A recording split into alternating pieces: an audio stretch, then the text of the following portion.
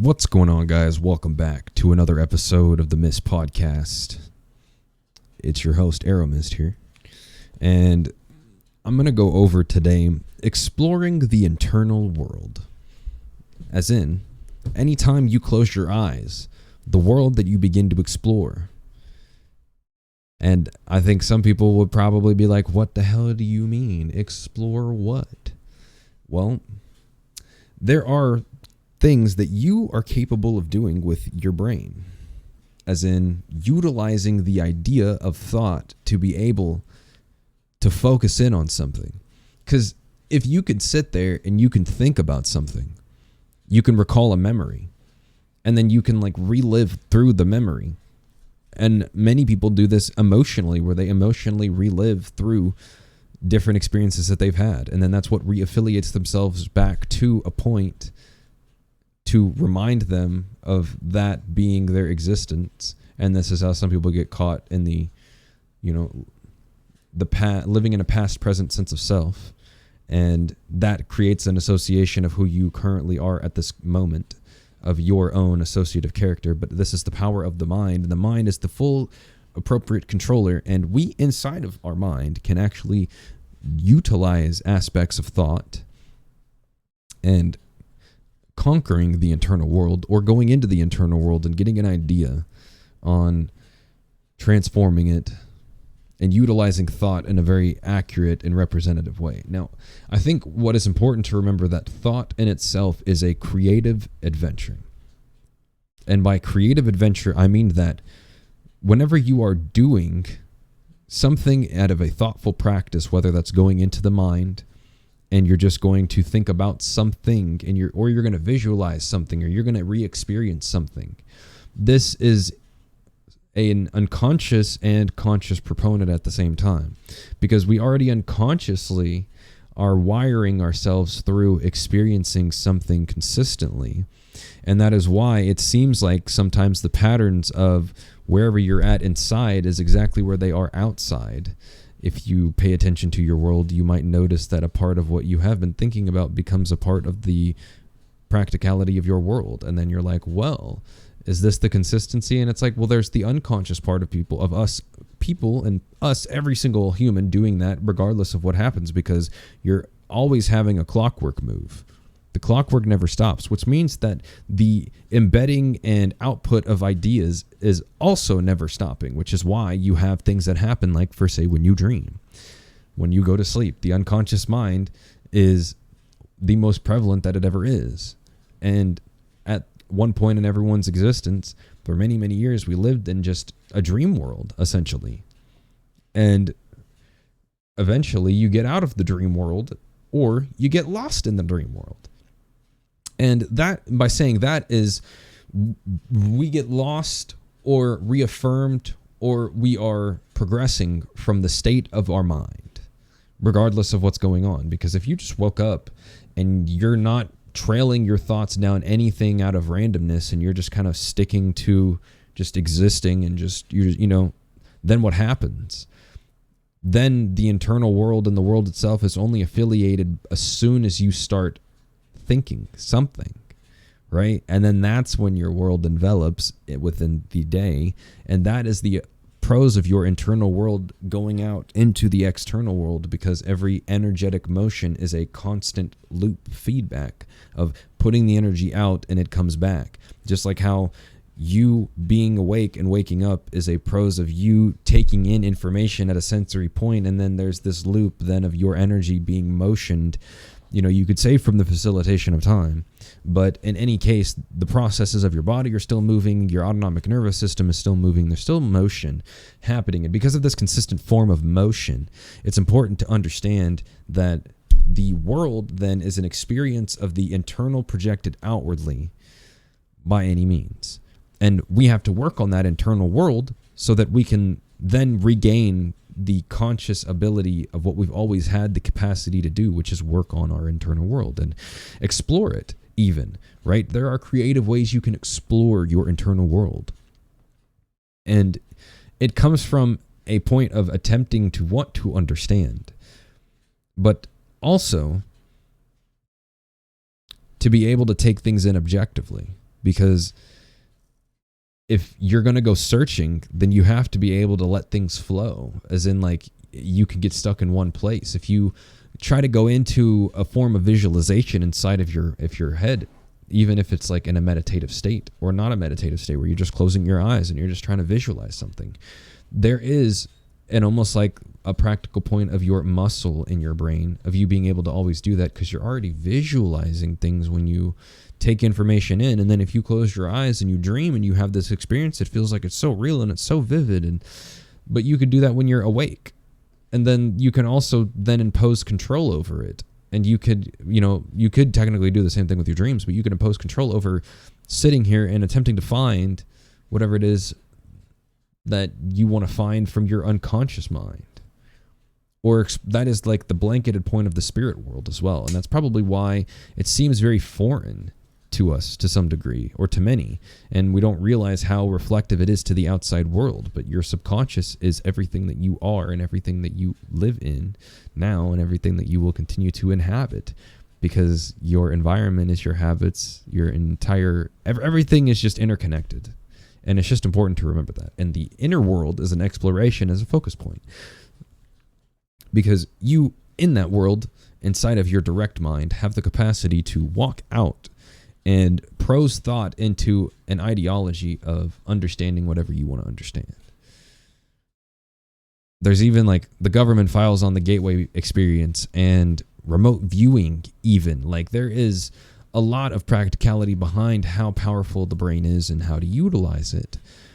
But what is important whenever we're walking into this world of exploring the internal is that we are the creative dictation. So if you are doing it when you are like awake and conscious, then you can say that I'm going to visualize this and I'm going to visualize that, and begin to bring it in, and then bring in the experience, and then bring in the emotions, and then bring in the reality of it. And then you could find yourself at some point lost in a world that has nothing to do with the outside world, but feel just as real, if not more real. And it's because they both in the same motion are just as real all at the same time. And everything that you can do inside the brain, you can do outside the brain and make it your world. But the point is that this is an attentive time to help the self by exploring. And sometimes it's building your own practice, right? Like thinking through then how you will use the thought or the thoughts themselves.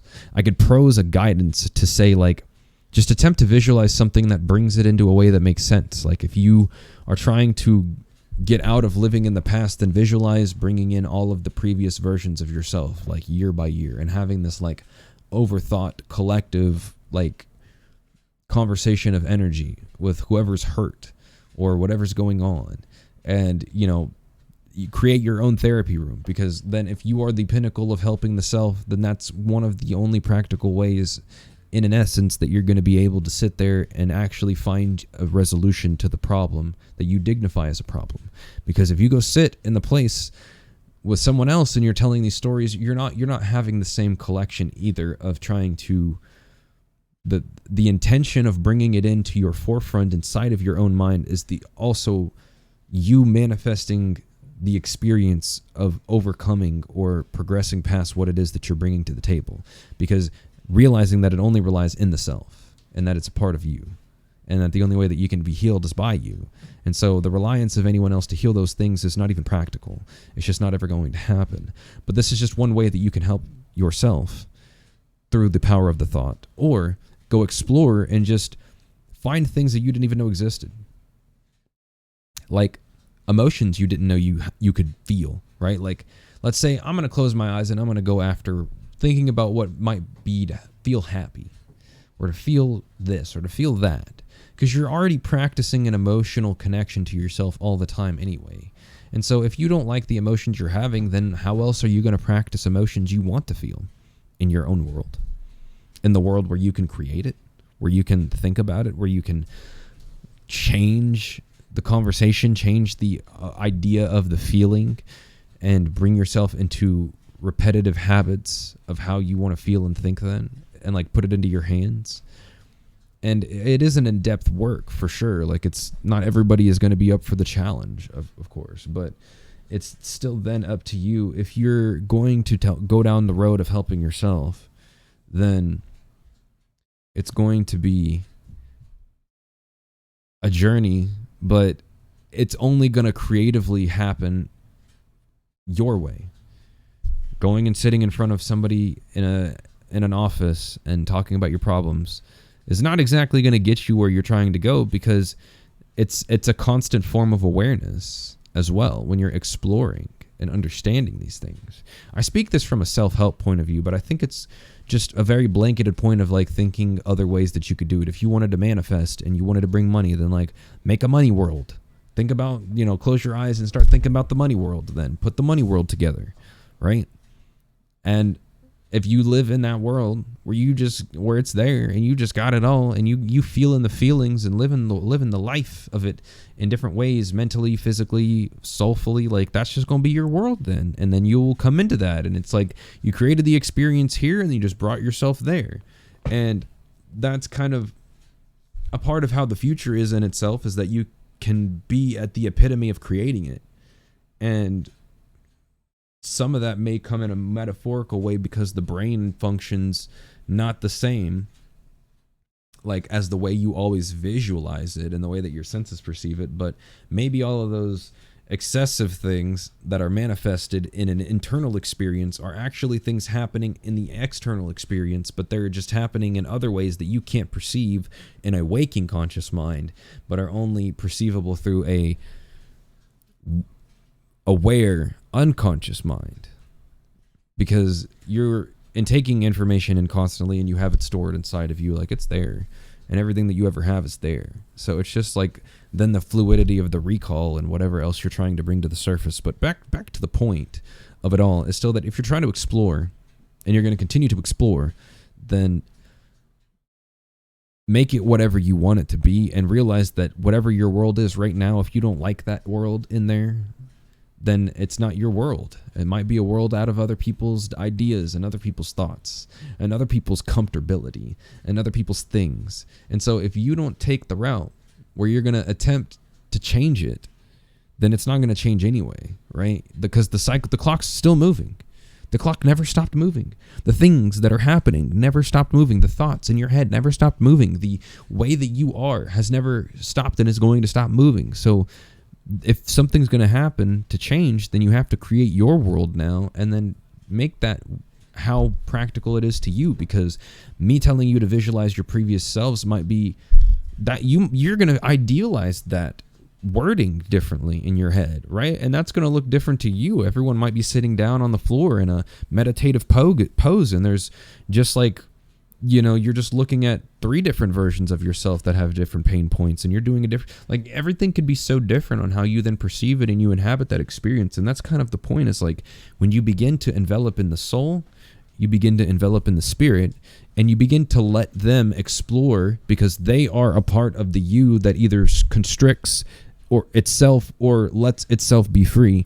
And all you have to do is then let thyself be free to explore and figure out who you are, or what you want to be, or where you are, or where you're even at right now, because at least you're giving yourself the opportunity to be aware of what's going on in the current. So at that point, it's just phasing yourself through one way or another. Like, what do I want to explore? And I think it's another good point of this is like, the greatest inventor of our whole time ever is going to be Nikola Tesla.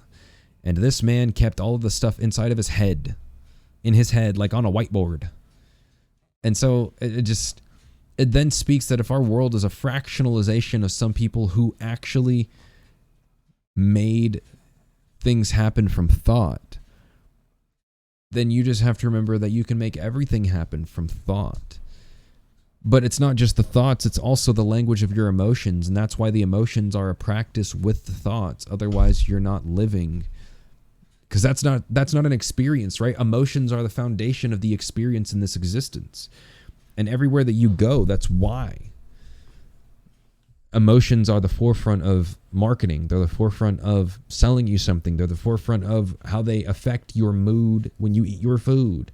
And like what is a brand trying to sell? They're trying to sell their experience. Red Bull's trying to sell you an experience. Nike is selling you an experience. They're not selling you shoes. And so if that's the backbone of everything, then that still has to be a part of then understanding yourself of like, okay, if I want to feel better in my thoughts, then I have to feel better in my emotions. If I want to think better in my thoughts, then I have to feel better in my emotions. It's a better way to put it. And that is a clockwork all in itself that you might have to attach yourself to vibrationally and break away from once again, the thoughts, ideas, and places that other people might have put you in whatever capacity that might be. But the internal world is still your world. That's your world. And I think it's important to keep the stamp on remembering what that means.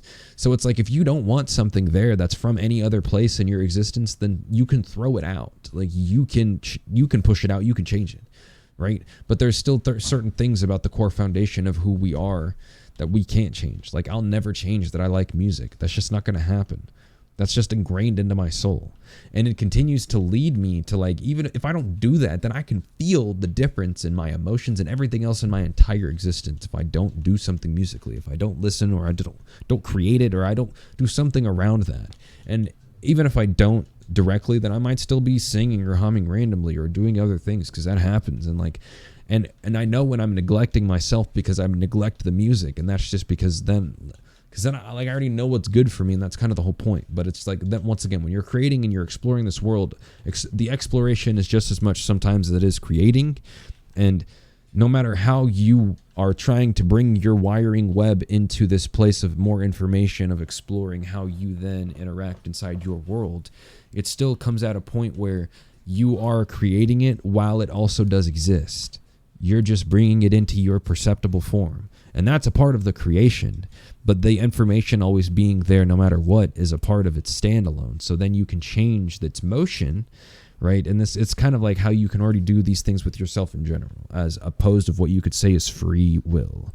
And you do have that inside of your own mind and your emotions, but it's just taking all these things back into account and being aware of it. And I think maybe a part of this really is just bringing the awareness to it, because realistically, if you're now aware that these are a thing that you have the choice, that you can do what you're choosing to do with your thoughts, and that you're not just living at the mercy of everyone else or anything else, then, if you're walking down the path, then it might open some doors for you. So I hope this conversation was helpful, or the talk itself was helpful. Remember to continue to explore your internal world and experiment with yourself, as consciously, and know what does and doesn't work for you and how you're going to explore. And it might not be visually, it might be auditorily, it might be, whatever it might be for you. The exploration can be, it's never a one size fits all, and psychoactive substances can sometimes give you a better stand foot in doing those things. Do not recommend necessarily. I think I recommend more of getting to the point, even if you're doing it with substances, that you get to the point where you do it without substances, so like what the real difference is, and like where the real sense of who you actually are away from the substances is as well, and how those things might have affected you. I think having a real scoped view away from all the chemicals, and figuring out where the chemicals then make a difference or an indifference at, can also be beneficial. So take that at your own risk and your own will. I don't recommend doing anything. Find it and experiment with this type of thing outside of the substance too, so you find it at its purest point more than anything else. Remember that you have every tool that you can to explore, but you have to be willing to give yourself the time and the opportunity to do it. And you should, because it's your world, it's your mind. You should care for yourself, take care of yourself. So then do what you need for yourself. And that can be exploring your internal world. So have fun. I'll see you guys on the next one. All links in the description, arrowmist.xyz, if you want to keep up.